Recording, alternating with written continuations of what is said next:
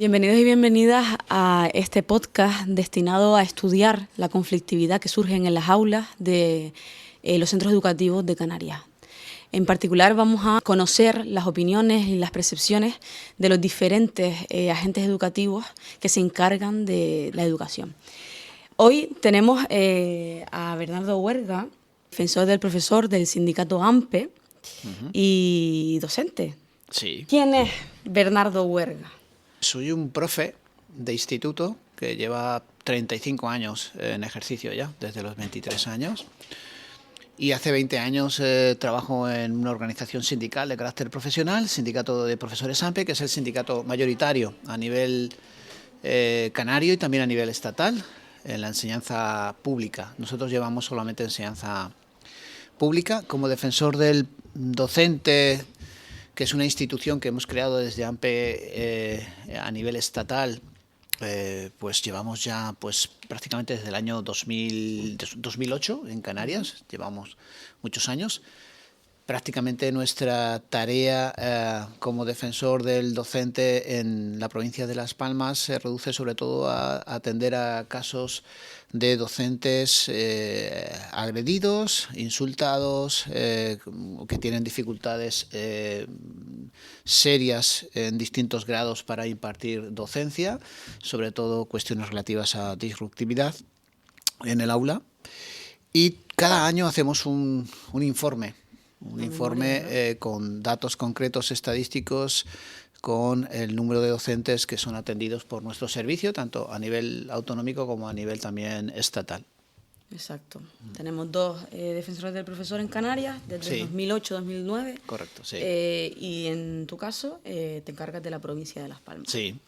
Bien, ¿por qué surge realmente AMPE? ¿Por qué surgió en el 2008-2009? Bueno, pues el servicio del defensor del profesor surgió como una necesidad. Realmente es como estas cuestiones que nacen porque hay una demanda, ¿vale? Porque hay una demanda.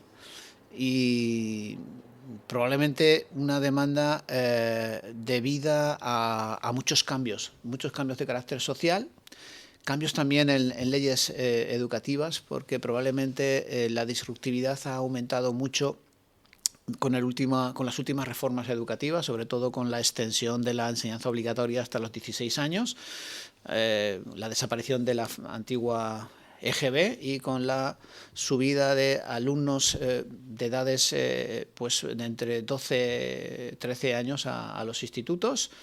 Y ahí yo creo que es cuando surge fundamentalmente la problemática que se da, sobre todo en los institutos, ¿no? Con niños de edades muy dispares conviviendo en un mismo espacio, entre los 11, 12 años hasta los 18 años, ¿no? Ese yo creo que es un cambio muy importante y un punto de inflexión en la educación de este país que hay que valorar y que hay que poner en la balanza a la hora de valorar por qué existe esa conflictividad, ¿no? Y es fundamentalmente por estos cambios de leyes, estos cambios normativos que no acaban de atajar pues los problemas que tiene la educación en este país. No solo la educación a nivel de conflictividad, ¿vale?, en el aula, sino la educación en general, ¿no? E incluso lo que es la propia estructuración de los propios programas educativos, ¿no? Y también hay determinados cambios sociales, la sociedad y nuestra cultura está cambiando de una manera muy rápida, cada vez cambia de una manera más rápida, y la educación va siempre por detrás, ¿vale? Es decir, nos es muy complicado. No está preparada a lo mejor para esos cambios sociales, ¿no? Y el profesorado, pues también nos pasa exactamente igual, es decir, hay que esperar a relevos generacionales para que podamos adaptarnos también a cambios como pueden ser, pues, por ejemplo, el propio uso de las redes sociales, que es una de las cuestiones que mayor conflictividad está generando últimamente, ¿no? Entonces, pues prácticamente más de la mitad del profesorado se jubilará en los próximos 10 años, es decir, tiene que haber un cambio generacional muy grande en este espacio de tiempo. Y entonces, repito, es un poquito una combinación de distintos elementos los que yo creo que inciden en ese aumento de la conflictividad. Y Y también, por citar la otra pata de la mesa, probablemente sea las familias, ¿no? Que también es un elemento muy importante, que es el papel de las familias en la educación, se ve también, yo creo que afectado, ¿no? Es decir, antiguamente los padres, las madres, o incluso los nuevos sistemas familiares, los nuevos tipos de familia que hay hoy en día, ¿no? Yo creo que no están dando respuesta a una educación que tienen que darle también en casa, ¿no? También darle en casa, no solo en el aula. Los centros educativos no son guarderías, donde las familias dejamos a nuestros hijos, a nuestras hijas, ¿no? Exacto. Bueno, ya iremos hablando de eso un poquito más adelante. La estructuración de esta conversación, principalmente vamos a hablar de la convivencia escolar, de la conflictividad que surge en esas aulas, cómo afecta eso a la dinámica de los grupos y al propio clima del aula, el papel del docente, que me imagino que estás especializado en eso, el bienestar emocional del profesor y la profesora y del alumnado, la gestión con respecto a toda la conflictividad esa que se da con respecto a la convivencia y finalmente pues los papeles de acción, como hablabas de la familia y también del alumnado. ¿Vale? Es un montón de preguntas, ¿eh? Son bloques y tú ya ahí puedes pues decir lo que creas, ¿vale? ¿Te parece? ¿Quieres cambiar algo? No. Perfecto. Venga, empieza con el primer bloque, recuérdame el primer Perfecto. bloque. La convivencia escolar. Escolar. O sea, hay un dato que sale en todas las estadísticas, que es más del 90% del profesorado tiene problemas para iniciar una clase, ¿vale? Cuando entra en el aula, tiene problemas para que el alumnado mantenga la compostura, mantenga la actitud, se siente, es decir, pueden pasar 10, 15, 20 minutos, media hora, hasta que logra cierto orden en el aula para empezar la explicación de la materia o para empezar la dinámica de que se trate, ¿vale? Eso ya es un dato significativo y muy importante. Es decir, de hecho es el dato que más se reflejan en las encuestas y el problema probablemente principal que tiene hoy en día el docente en el aula. La imposibilidad de impartir su materia, por distintas razones, ¿no? También lo contábamos antes al principio, probablemente también porque no hay una adecuación o una adaptación de los currículos escolares a lo que es la realidad del propio alumnado, ¿no? Sí que es verdad que la normativa establece que se pueden adaptar los currículos al contexto escolar donde está enclavado el propio centro educativo, ¿vale? Pero parece que eso no es suficiente, ¿no? No es suficiente. Probablemente también tenga mucho que ver que seguimos impartiendo docencia como en el siglo XIX, exactamente igual. Esto es una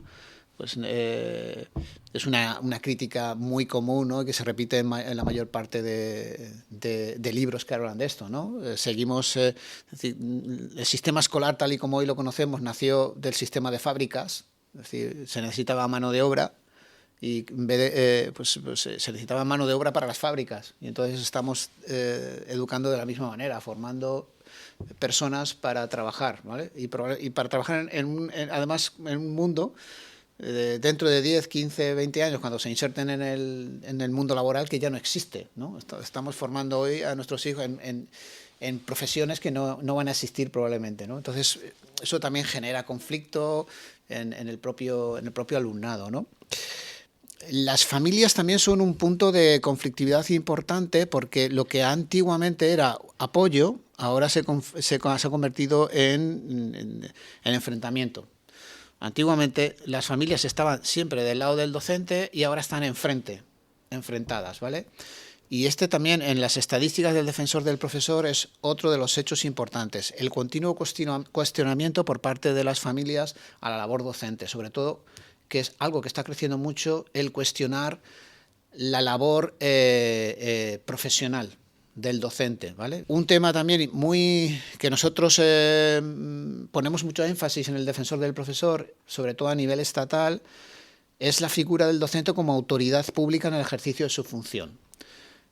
¿Por qué nosotros pensamos que es necesario que se cree esa figura jurídica de que el docente sea autoridad pública en el ejercicio de su función? Exactamente igual que, por ejemplo, un policía o un juez, cuando está ejerciendo su función, su trabajo, es autoridad pública y cualquier agresión a una autoridad pública es considerada un delito, ¿vale?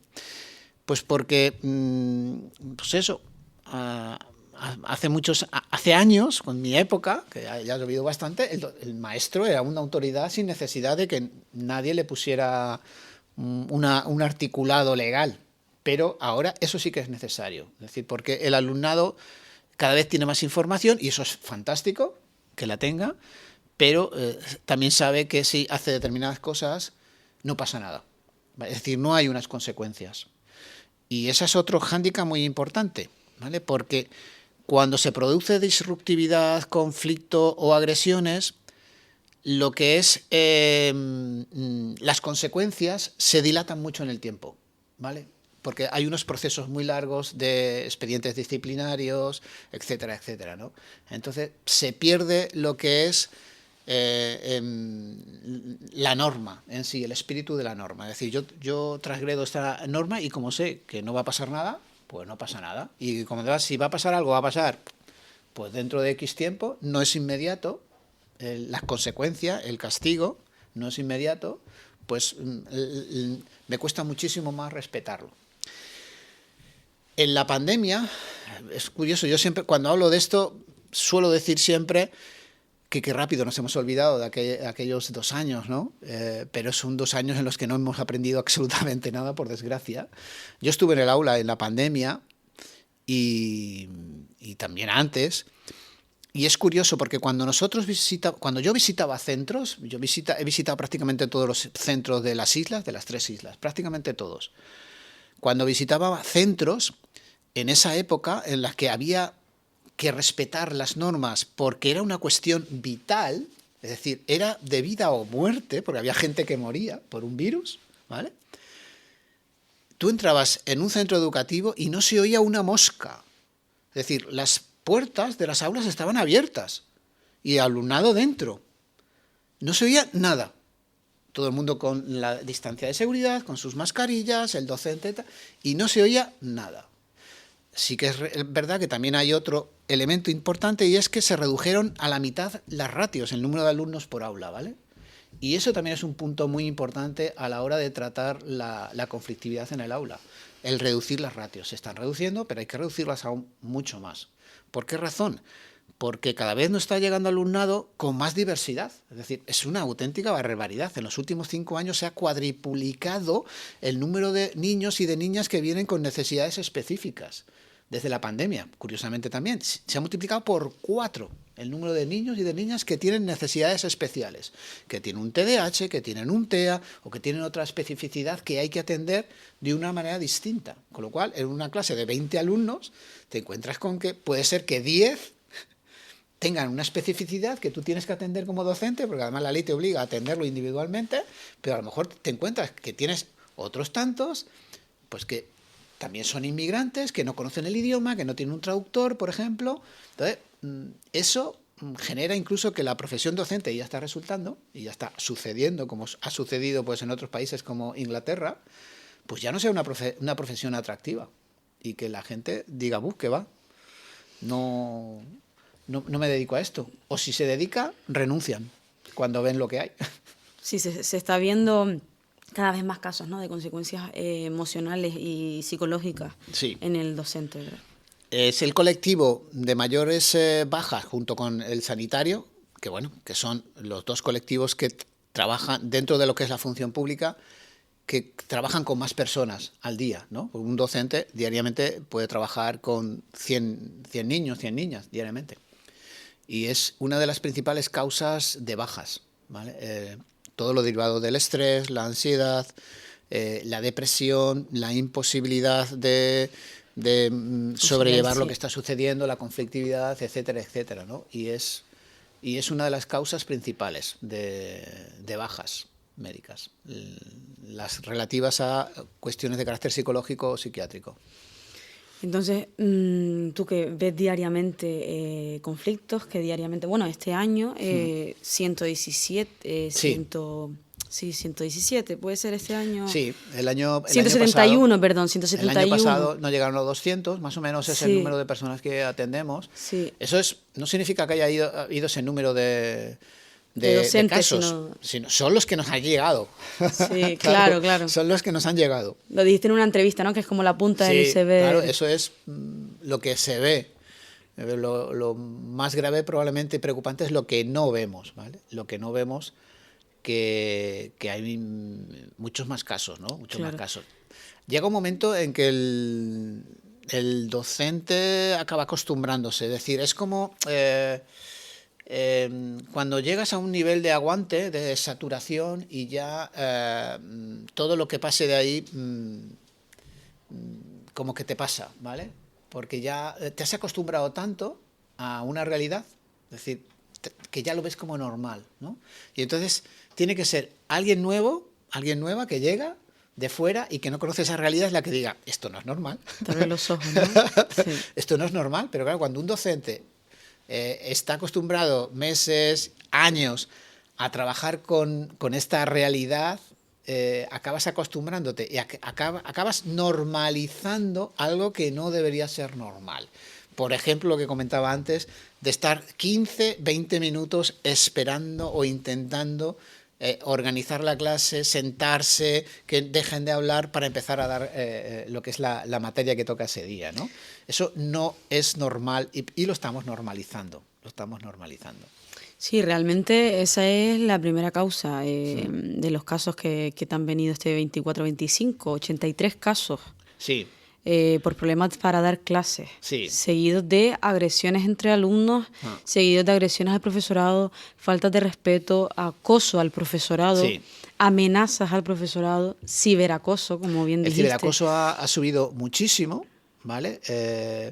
Y además es algo difícil de atajar y de tratar porque muchas veces es anónimo, ¿vale? Se produce además fuera de lo que es a lo mejor el ambiente del aula o el ambiente del centro, por lo tanto tiene que ir por otras vías. A veces el propio centro se ve imposibilitado con las herramientas que tiene a nivel normativo para solventar ese tipo de problemas que en realidad ocurren, pues eso, en las redes sociales, en un ámbito que a lo mejor no está en la educación, ¿no? Y entonces el docente se ve obligado a hacer, pues eso, a presentar denuncias, ¿no? Recientemente en la prensa ha aparecido un caso también de un docente que se ha visto en una situación de incluso de intimidación, de chantaje, precisamente también por uno de sus alumnos, ¿no?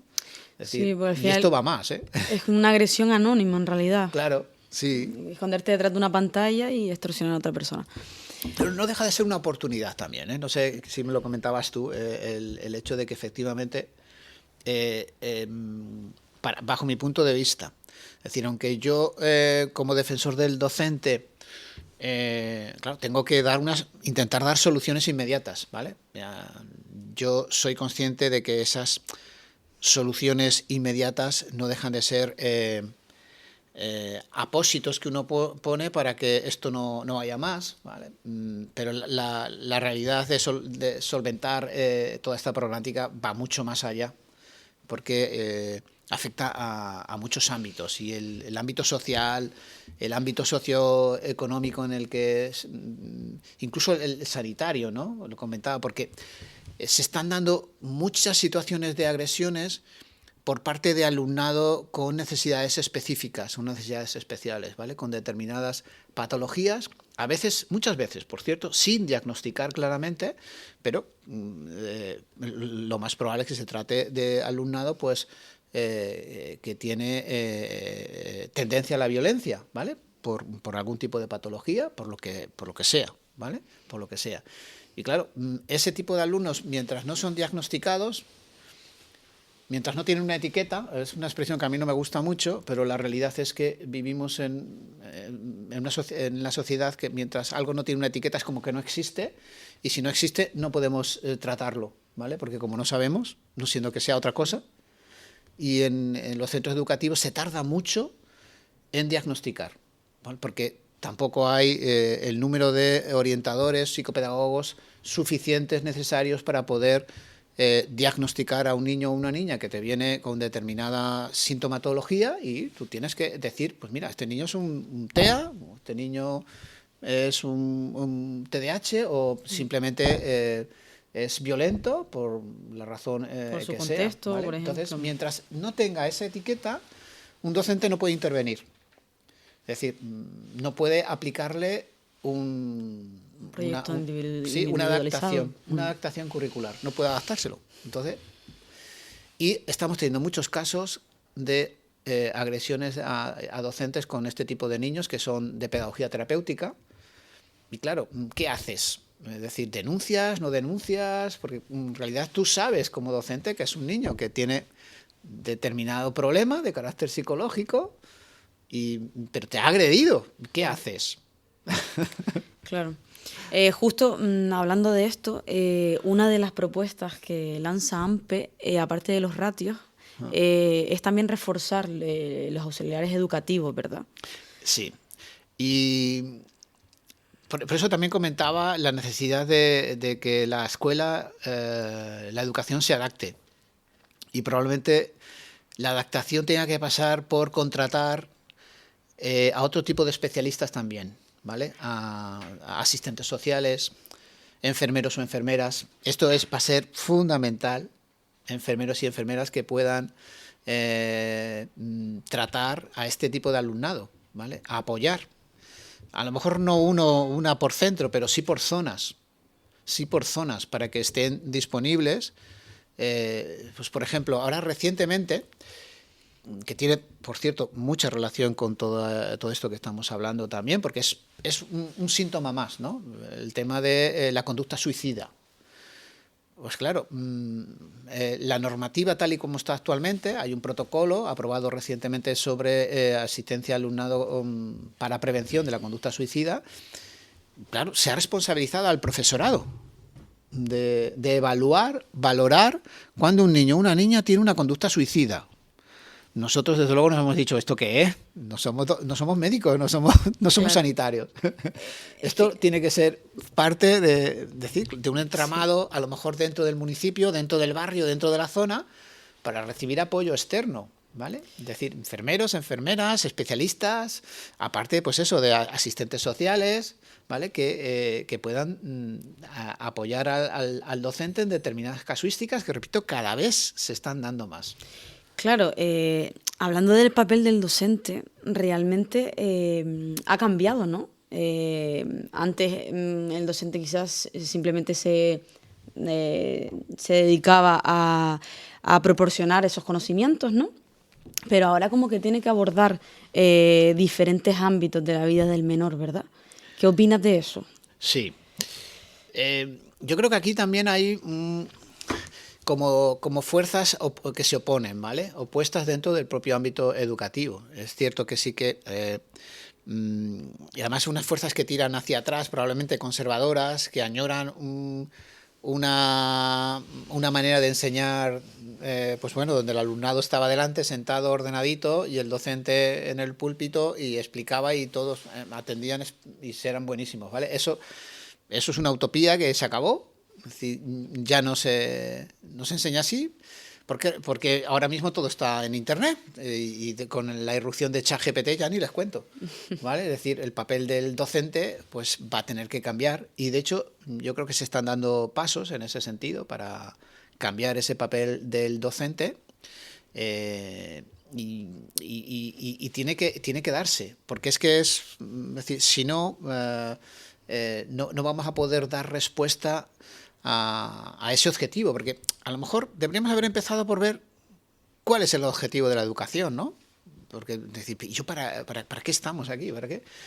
La propia ley lo que dice en realidad es para insertar de una manera productiva a niños y niñas en la sociedad, ¿vale? Y en algún momento determinado de la ley también habla de felicidad. Es decir, que en realidad... Es decir, mis hijas se han educado solamente para tener un trabajo, solamente para insertarse en la sociedad. No.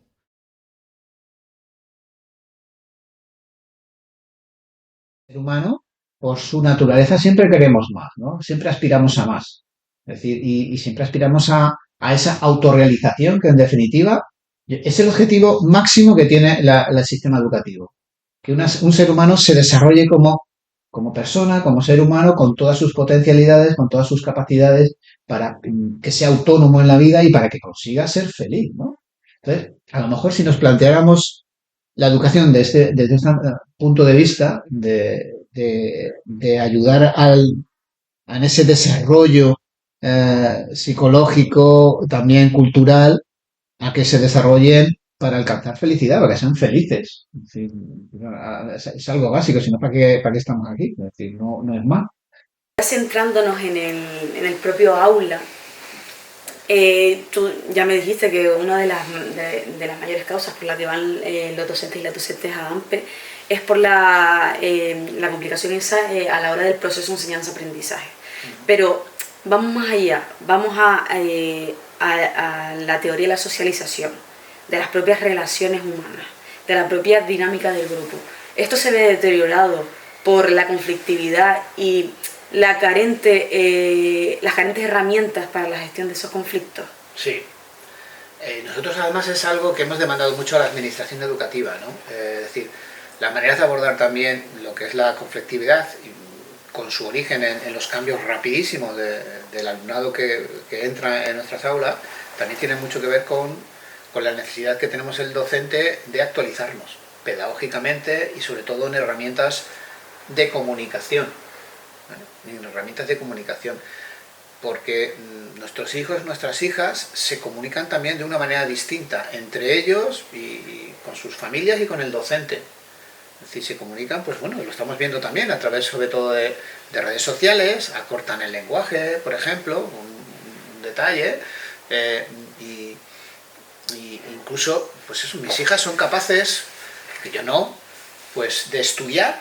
Mi hija mayor, que y ya está terminando la universidad, tiene su tablet con la tarea, su ordenador con una serie de Netflix y su libreta, su cuaderno, y es capaz de hacer las tres cosas y poner Spotify, ¿vale?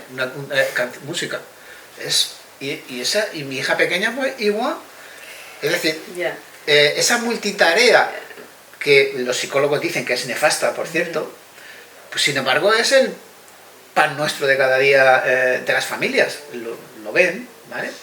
Es un hándicap importante. La educación, a los docentes se nos ha dado, tenemos un peso tremendo, ¿vale? Porque se nos está dando un peso tremendo, y por eso yo creo que también ese estrés, esa ansiedad, ese síndrome quemado, ¿vale? Porque no puede con todo, es decir, es imposible, es decir, y en las familias yo creo que también se están viendo desbordadas por esta situación. No sé qué hacer con mi hijo, no sé qué hacer con mi hija, porque sobre todo en etapas adolescentes, y a la adolescencia se está adelantando muchísimo y se está alargando aún más, ¿vale? Ahora mismo la adolescencia es una etapa, parece que eterna, ¿vale? Eterna. Y entonces, claro, si los padres, las madres no saben abordar, pues por ejemplo, que su hijo o su hija ordene la habitación, que no se acueste a las 3 o las 4 de la mañana porque está jugando a la Play o a un tipo de juego de estos que juegan ahora en red, ¿vale? Si no eres capaz de abordar eso, ¿y cómo se aborda? Pues fundamentalmente poniendo límites. Los límites, además los psicólogos en esto están muy de acuerdo, son muy buenos. Es decir, poner límites, además es algo que nos demanda. En la etapa adolescente, los límites es lo que quieren aprender. Y un alumno o una alumna en el aula, cuando es disruptivo, una de las causas es justamente el buscar el límite que tiene el docente. ¿Hasta dónde llega el maestro?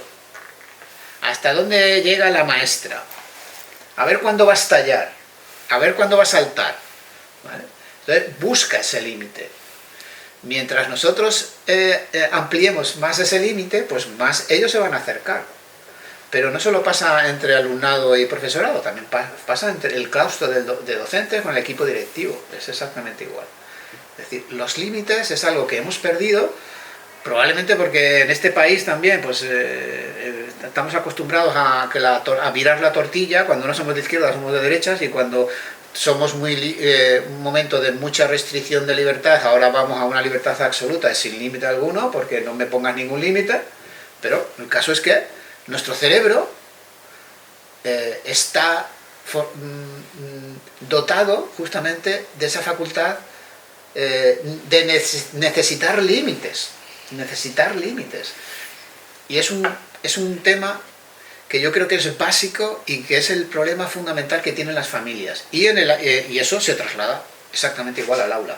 Porque si en casa no tienes límites, cuando el docente quiere poner límites en el aula, dirá que va, no, no.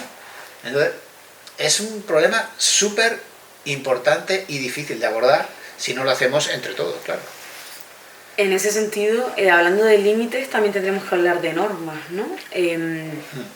Las normas, no sé si conoces a Nelida Saitegui, la docente. Ella habla de el hacer partícipe al menor de esa preparación de normas, ¿no? De una manera democrática entre los agentes educativos y el menor, crear unas normas en las que todos y todas estén de acuerdo. Normalmente, al comienzo de curso es algo que se trabaja mucho en el aula, ¿vale? Sobre todo a nivel de tutoría.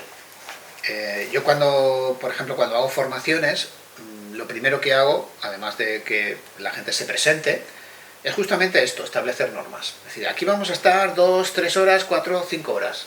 O es una formación que vamos a tener 4 o 5 días, ¿vale? Pues vamos a establecer normas. Ahora bien, yo voy a poner mis normas también, ¿vale? Es decir, el docente pone sus normas y el alumnado también. Esa es una manera de que todos adquieran ese compromiso y de que si alguien rompe una norma, las propias personas, el propio alumnado que ha puesto esa norma, diga, ha roto esa norma. Pero además de poner normas, también hay que saber que si esas normas no se cumplen, hay una responsabilidad y hay unas consecuencias. Y yo creo que ese es el problema fundamental, bueno, o uno de los problemas. Porque aunque hay normas, y aunque las normas se ponen, y muchas veces las normas se consensúan, porque el centro tiene instrumentos para consensuar normas, que son pues el equipo educativo, ¿vale? El equipo de docentes, pero también la propia tutoría, con el tutor o la tutora con el alumnado, el consejo escolar, donde hay participación del alumnado, el profesorado y las familias. Es decir, ahí también se aprueban normas, ¿vale? O sea que sí que hay instrumentos de participación a la hora de establecer normas, ¿vale? Y en un aula se puede hacer de esta manera. Y uno de los problemas que yo estoy viendo es que nos olvidamos muy pronto de las normas, ¿vale? Y probablemente haya, pues eso, cuando las colocas escritas en un sitio bien visible, a lo mejor todos lo recupero. En esta también vorágine en la que estamos, de que todo cambia y todo cambia de una manera muy rápida y ya lo de ayer no sirve, establecer normas que hay que cumplir durante todo el año le resulta mucho más complicado, porque pues, todo cambia. Ayer era diferente, hoy y mañana también. Bernardo, diariamente ves casos de conflicto y en todo momento has estado hablando como defensor del profesor y como docente. Sí. Pero tú, a nivel personal, ¿cómo definirías el conflicto? ¿Qué visión tienes del conflicto?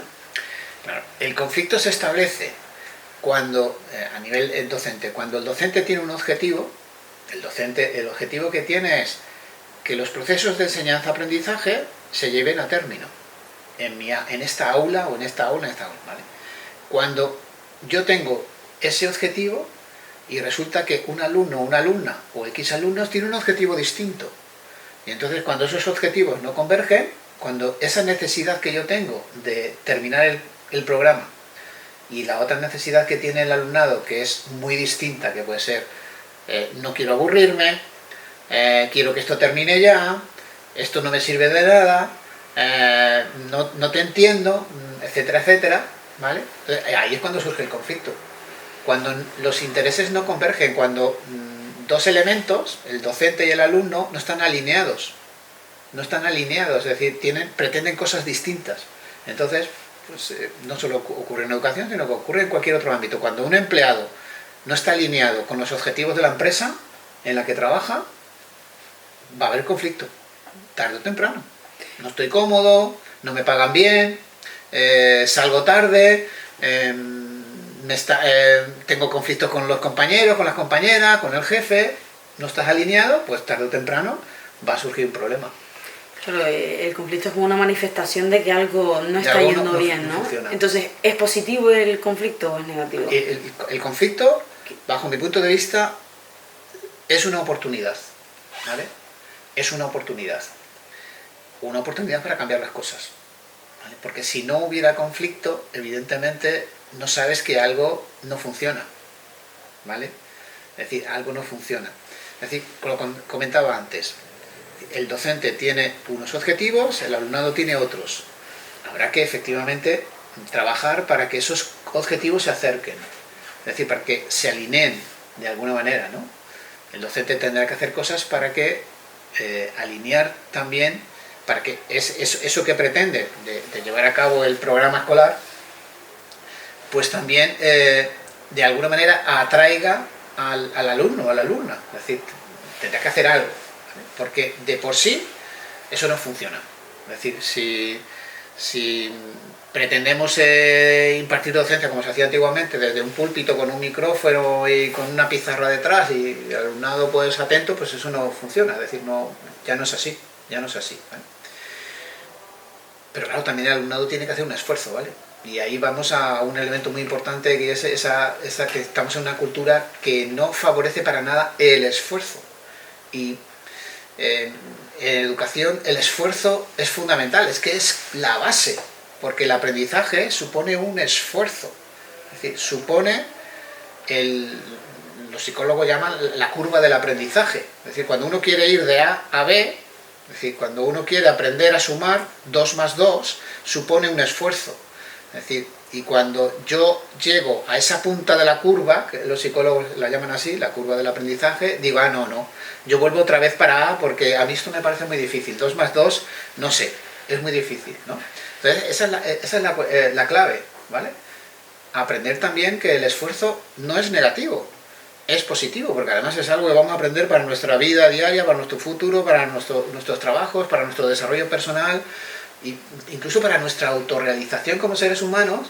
Esforzarnos en ser cada vez mejores, en conseguir nuestros objetivos vitales, es un aprendizaje, ¿vale? Es un aprendizaje.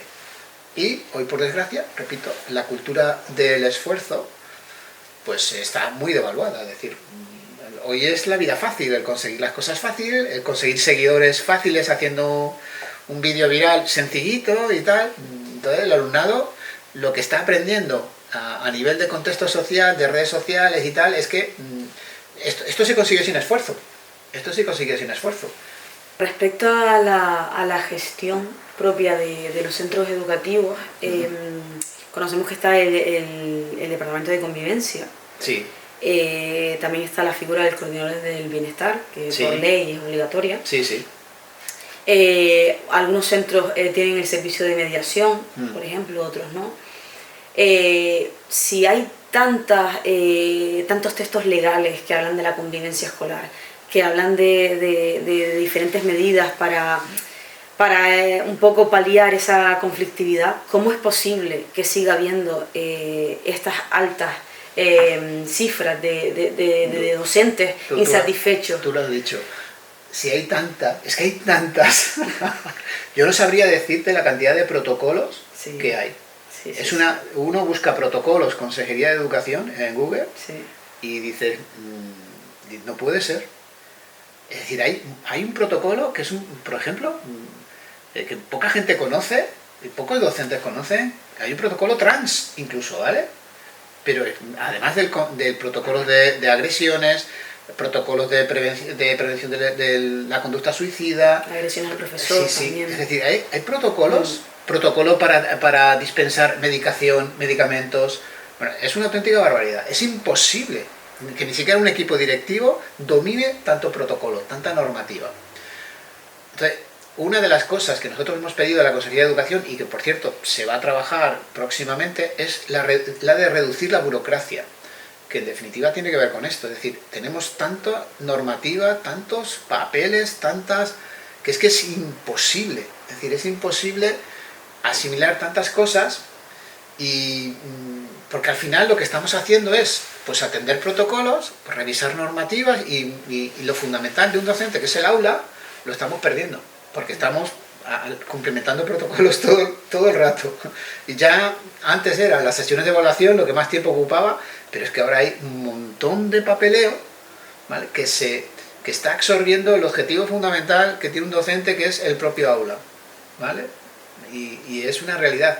Hay un exceso de normas. Y la administración es muy tiende mucho a que cuando hay un problema, vamos a hacer un protocolo. Y ya se solucionó el problema. Es un parche.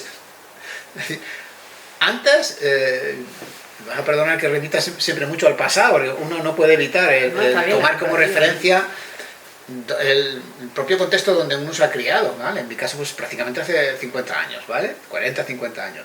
Claro, esto no había tantas normas. La norma la dictaba una persona solo, que era el maestro, o el director o la directora, ¿vale? Y todo el mundo sabía cuáles eran las normas. No había más, solo había una. Evidentemente, ni tanto, ¿vale?, como ahora, ni tampoco como antes, ¿no? Es decir, es cierto que en una estructura muy piramidal, en el sistema educativo que vivíamos antes, ahora estamos en un sistema más democrático, que es efectivamente, pues, muy saludable, pero en ese sistema tan democrático, que está fundamentado, pues eso, en los protocolos, en las normas, en las resoluciones, en las órdenes, etcétera, etcétera, se está perdiendo lo que es la esencia de la educación. Y hay personas, hay familias que están, incluso, fíjate, yo lo apunto como otro problema, ¿vale? No estoy de acuerdo con eso, pero lo apunto como un síntoma, que están abandonando el sistema ordinario de educación y optando por otros sistemas educativos alternativos, ¿vale?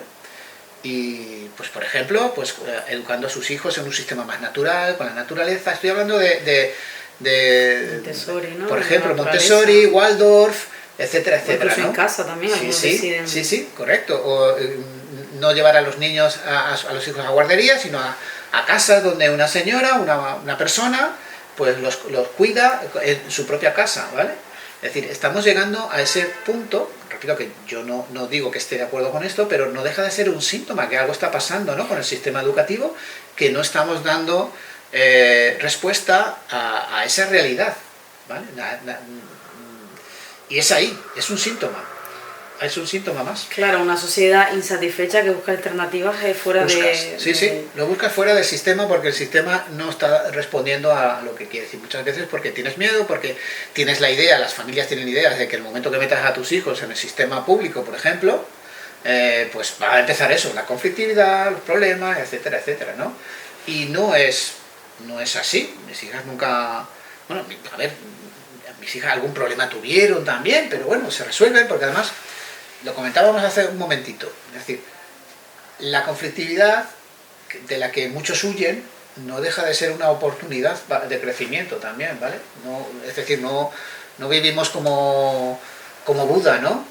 Buda fue criado entre algodones para que no viera la realidad de su pueblo, vivía dentro de las murallas del castillo de su padre, hasta que un día se escapó y vio la realidad, ¿no? Y ahí fue... pues donde vio que no existía enfermedad, donde existía peligro, donde existía la muerte, ¿vale?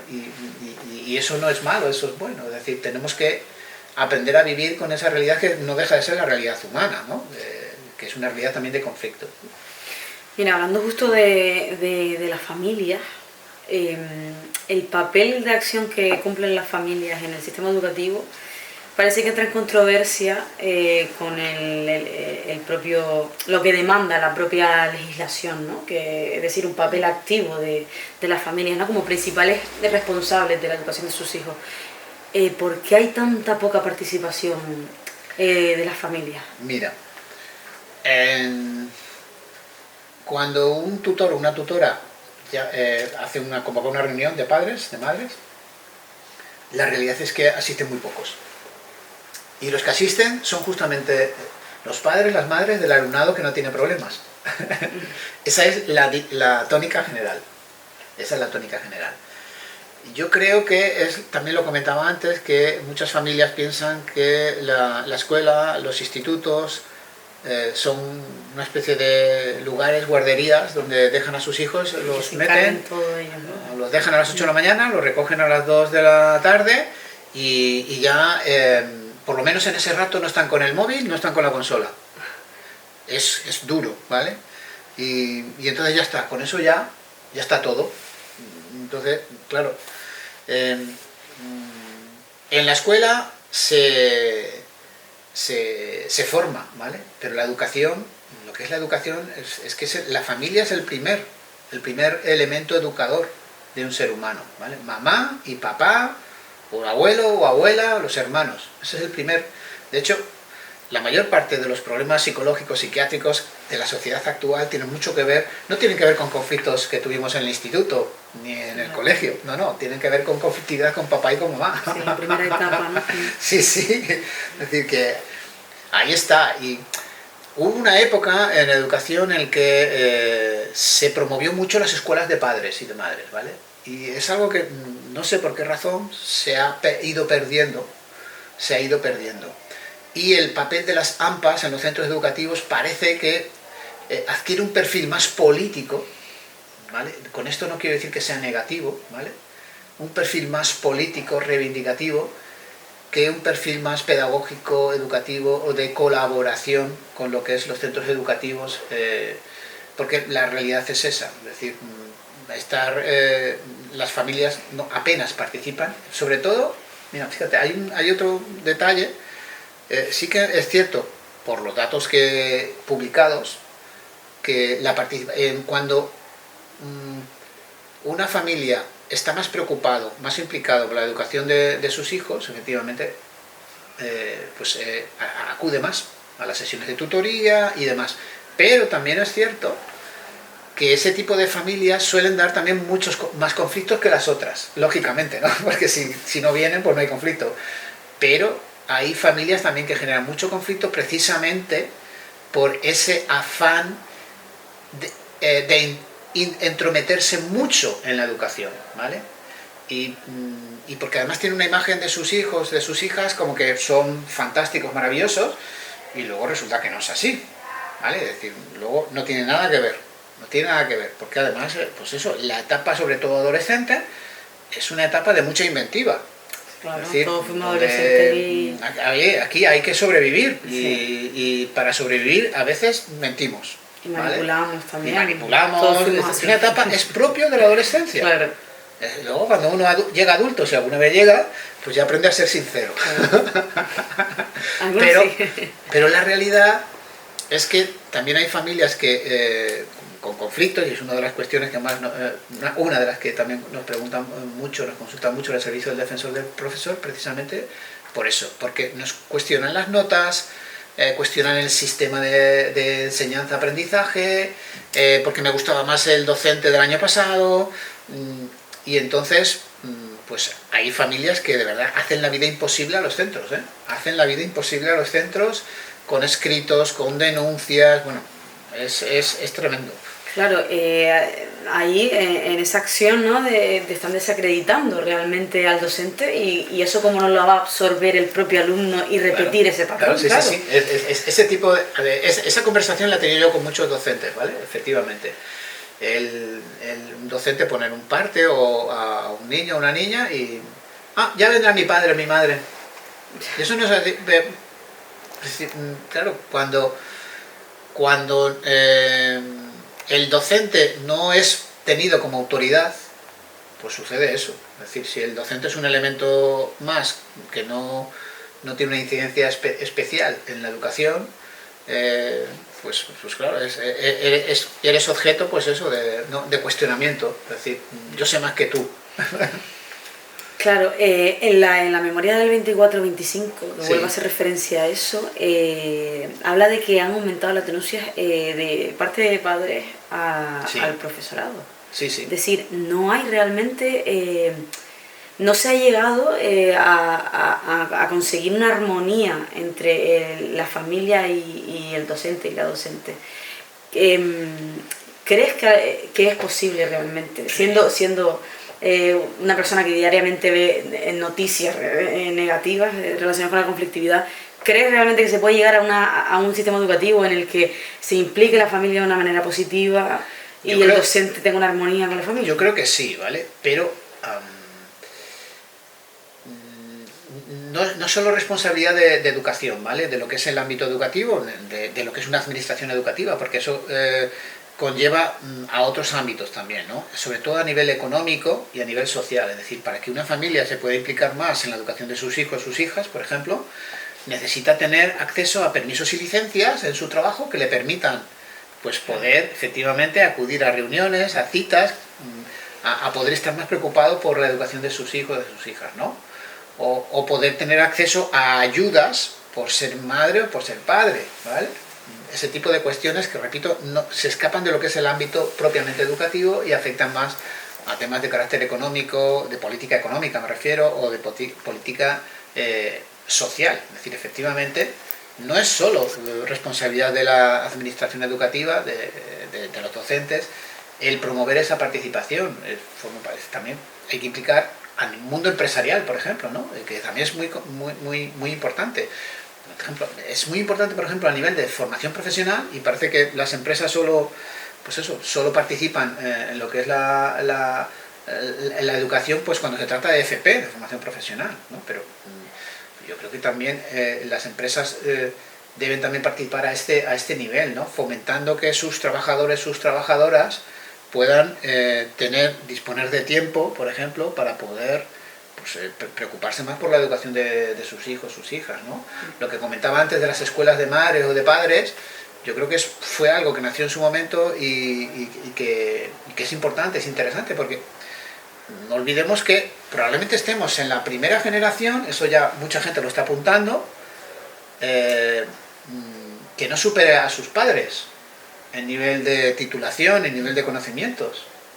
Probablemente estemos ante la primera generación que sea de un nivel académico inferior a sus padres. Eso es fuerte, cuando no era la tendencia. Es decir, mis padres, por ejemplo, no tenían estudios, ¿vale? Es decir, esto está empezando a ocurrir ya. Para finalizar un poco así con el tema de las familias y de su papel, no dejar claro también que no es algo, una mayoría, ¿vale? No, o sea, es decir, no es un tema generalizado, ¿vale? No. Que entendemos que hay familias que se pueden sentir ofendidas, sabemos que hay familias implicadas y se agradece esa implicación, ¿vale? No es una cosa que hablemos a nivel generalizado. Pero así para cerrar un poco este tema, ¿qué factores crees que influyen en que las familias no se impliquen? Hay un factor también importante, y es la multiculturalidad, ¿vale? Es decir, cada vez, sobre todo en determinadas zonas que coinciden con que suelen ser las zonas que muestran mayor conflictividad, mayores problemas, tienen mucho que ver con el contexto socioeconómico, ¿vale? De las propias familias, y a veces también mucho con Canarias es una región también con mucha inmigración. Hay que dedicar más recursos a la integración del alumnado inmigrante también, y de las propias familias, ¿vale? Y eso es un elemento también, yo creo que es muy importante. Es decir, no se puede integrar a un alumno o una alumna en el sistema educativo, darle una educación si no se implica a las familias, porque las familias tienen que entender también en qué consiste, porque estamos en un sistema educativo, vamos a llamar occidental, ¿no? Pero hay otros que funcionan de una manera totalmente diferente, distinta, y hay que entender, es decir, cuál es el objetivo, qué es lo que hacemos en un aula, qué es lo que pretendemos, ¿no? Y a lo mejor hay que buscar también esos elementos de poder mejorar la comunicación entre la escuela, la familia, ¿vale? Hay que buscarlo, porque yo creo que los hay, ¿no? Evidentemente, la voluntariedad de determinadas familias existe, y existe esa comunicación, pero a lo mejor hay que arbitrar otros sistemas, ¿no? Pero yo creo que tiene que ver también mucho con la propia problemática psicosocial o socioeconómica, ¿vale? de muchas familias, ¿no? Es decir, en Canarias, es decir, porque estadísticamente las familias de un perfil socioeconómico mayor muestran menos problemas, menos conflictividad, ¿vale? Eso no significa, o otro tipo de conflictividad, ¿vale? También es cierto, otro tipo de conflictividad. Y repito, no, es algo que se escapa a lo que es la administración educativa. Entiendo que afecta también a otras administraciones que tienen que colaborar, ¿no? Servicios sociales o otras consejerías que tengan que trabajar también en esta línea para mejorar esa comunicación entre las familias y la escuela, porque son un elemento de colaboración fundamental para poder trabajar, ¿no? Además, en realidad todos vamos a una, es decir, las familias se educan y la escuela se forma. Y se complementa de alguna manera la educación en aspectos transversales que tienen que ver con valores democráticos. Bernardo, para finalizar, estamos viviendo actualmente lo que muchos y muchas dicen que se puede generar la tercera guerra mundial, es decir, conflictos bélicos, ya conflictos, no hablamos de los propios centros educativos, sino a un nivel más expansivo, ¿no? ¿Crees que es clave atajar la conflictividad y proporcionar herramientas de gestión positiva de conflictos y para la paz en las escuelas? Sí, claro. Para que no surjan o que no se llegue a esos conflictos tan extremos, esos conflictos bélicos. Hay una frase que una amiga, Faina Betancourt, que habla de lidera tu metro cuadrado, ¿vale? Es decir, en realidad a lo mejor yo no puedo hacer mucho con lo que está sucediendo a nivel mundial con los conflictos bélicos, ¿vale? Pero sí que puedo hacer en este metro cuadrado. En el ámbito donde yo tengo influencia personal, sí que puedo generar paz. Y la única manera de generar paz a nivel global es generar paz primero en mi metro cuadrado. Porque si no genero paz en mi metro cuadrado, de nada, vamos, que no va a llegar mucho más allá, ¿no? Hay incluso experimentos que se han hecho justamente con grupitos pequeños de gente meditando, ¿vale? Hay experimento muy famoso, ¿no? Y se ha comprobado que grupitos de personas en distintas partes del mundo meditando a la vez han logrado que se reduzca la conflictividad y la violencia en esas zonas, ¿vale? Y es así, es decir, empieza por uno mismo, por ese metro cuadrado que decía antes, ¿no? Y en los centros educativos a mí me consta que este es porque además yo lo he vivido en el aula desde siempre, es decir, la educación por la paz y los derechos humanos ha sido bandera de todas las administraciones educativas que yo llevo aquí 35 años, ¿no? Es una realidad la implicación que tiene nuestro alumnado, nuestro profesorado en la educación por la paz y los derechos humanos. Pero, repito, es fundamental ser pacíficos en ese metro cuadrado que tenemos de responsabilidad personal. Qué interesante, Bernardo. Pues muchísimas gracias por dejarnos este ratito de tertulia, como le digo yo, y seguimos luchando por una educación por y para la paz en nuestro metro cuadrado. Gracias, Bernardo. Muchas gracias a ti.